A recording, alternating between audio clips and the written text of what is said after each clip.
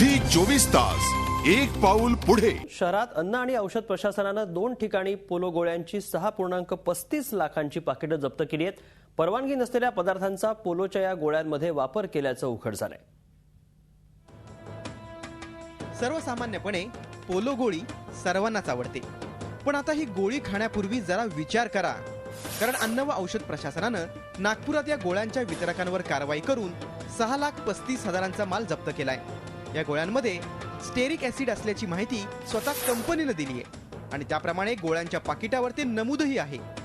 अन्न आणि औषध प्रशासनाच्या नियमांप्रमाणे या रसायनाचा मूळ स्वरूपात वापर करण्यावर बंदी आहे, मात्र नियम झुगारून कंपनी त्याचा मूळ स्वरूपात वापर करत असल्यानं जप्तीची कारवाई करण्यात आली आहे। कंपनीला पत्रव्यवहार केला जाईल आणि त्यात कंपनीकडून माहिती घेऊन यात जबाबदार कोण आहे, काय ते कुठे मॅन्युफॅक्चरिंग केलं।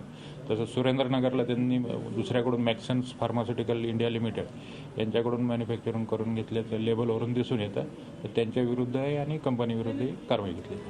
अन्न आणि औषध प्रशासन विभागाचे अधिकारी या प्रकरणी कंपनीच्या अधिकाऱ्यांची विचारपूस करणार आहेत। स्टेरिक ऍसिड मूळ स्वरूपात पाण्यात विरघळत नसल्यानं त्याचा मानवी शरीरावर विपरीत परिणाम होऊ शकतो। तसंच गोळ्यांच्या अधिक किंवा अनियंत्रित सेवनानं टी सेल किंवा मानवी शरीराच्या रोग प्रतिबंधात्मक शक्तीवर विपरीत परिणाम होत असल्याचं मत तज्ज्ञांनी व्यक्त केलंय। त्याचा ॲब्सॉर्प्शन जे बॉडीमध्ये आपलं मेडिसिन किंवा कुठलं जे फूड आपण कन्झ्युम करतो त्याच्या ॲब्सॉर्प्शनवर प्रॉब्लेम येऊ शकतात। त्यांनी जे टी सेल्स आपल्या बॉडीमध्ये असतात, इम्युन सिस्टीम जी असते, या इम्युन सिस्टीमला सुद्धा ते अफेक्ट करतं।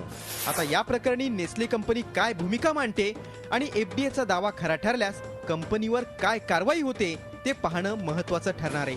मात्र तोपर्यंत पोलो खाताना सावधान। झी 24 ताससाठी अखिलेश हळवे, नागपूर।